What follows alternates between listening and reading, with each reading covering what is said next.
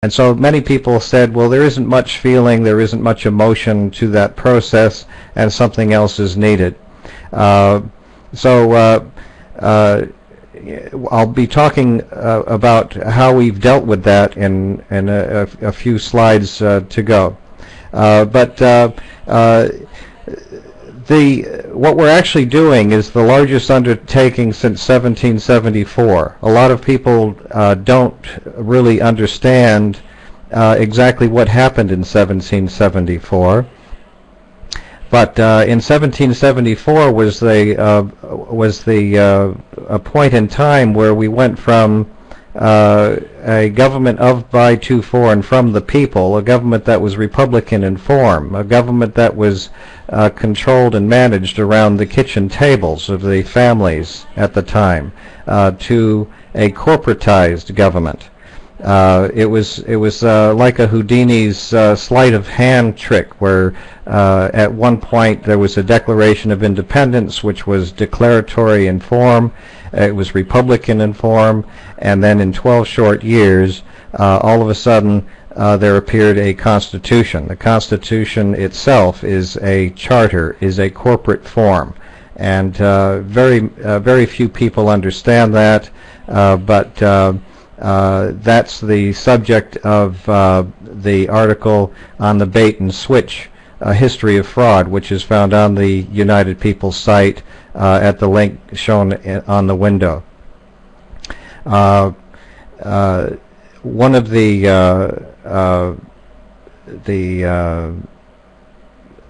things I was talking about before, as far as the website being more than just a decision-making process, we ask the question, well, who's going to do this? Who's going to make this change?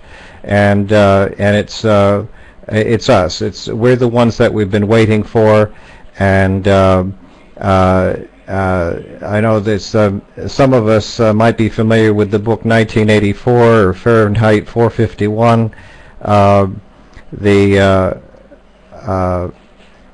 I'm coming from a long line of historians that have carried certain information through the years. When you're talking about books like 1984,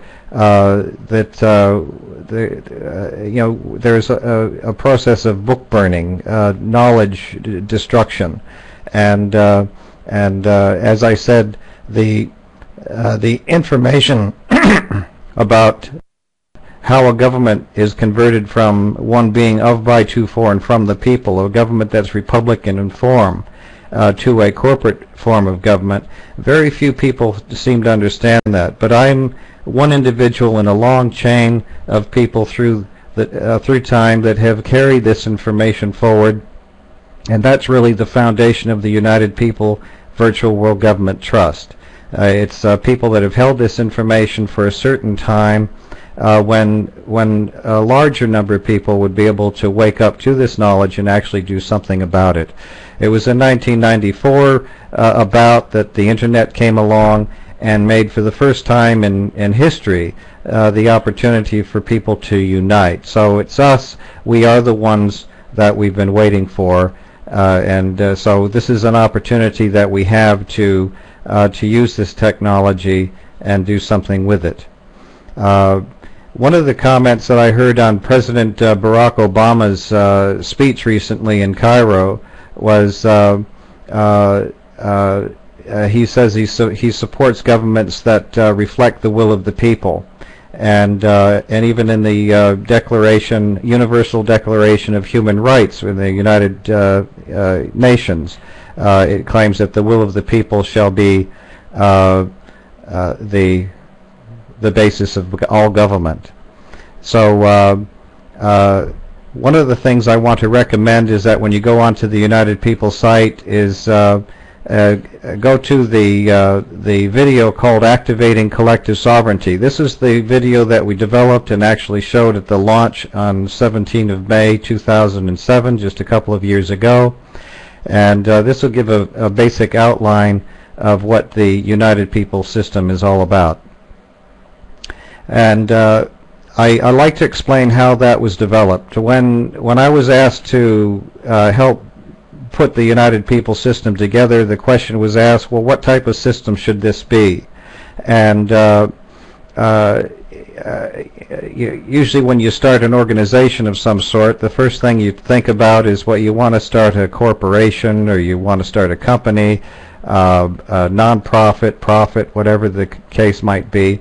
But when I looked at this situation, and having some experience in dealing in different jurisdictions, I realized that we had the opportunity to create a trust that would be the largest trust on the face, well, not on the face of the earth, but actually something that's out of this world.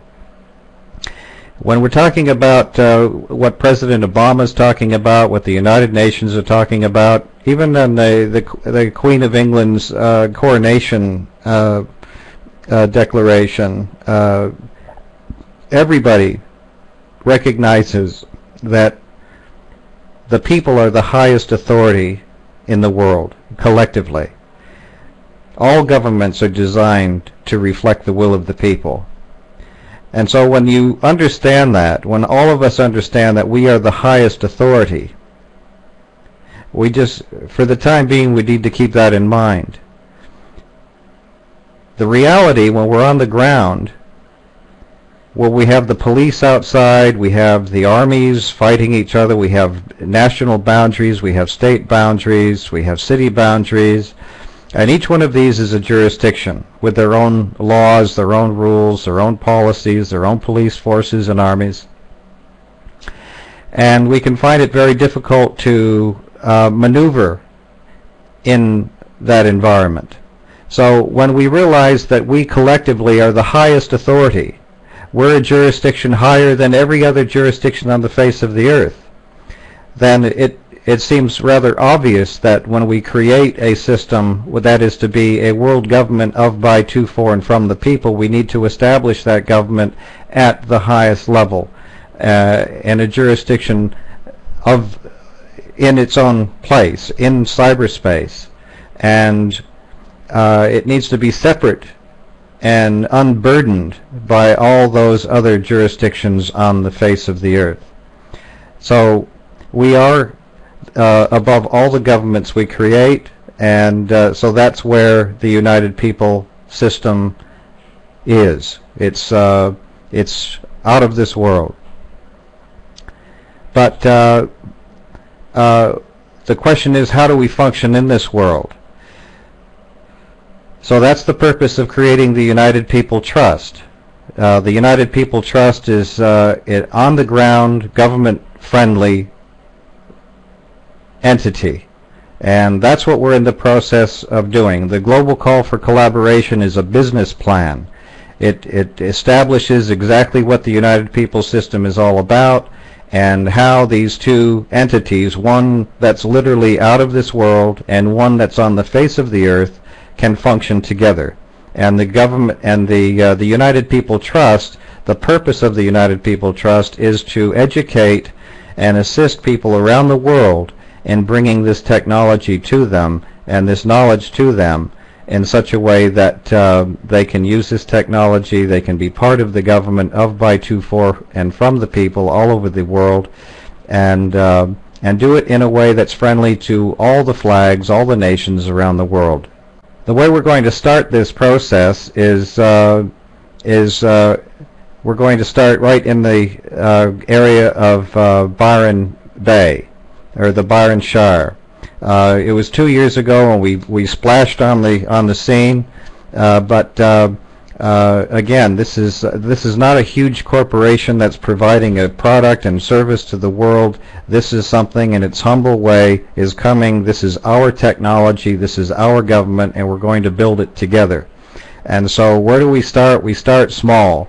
Right now, we simply can't. We don't have the databases large enough to accommodate the whole world. If the whole world wanted to tie into this system right now. So where do we start? We start right in the Byron Shire. That's where a lot of us are right now, and we're starting a process called the Will of the People Project.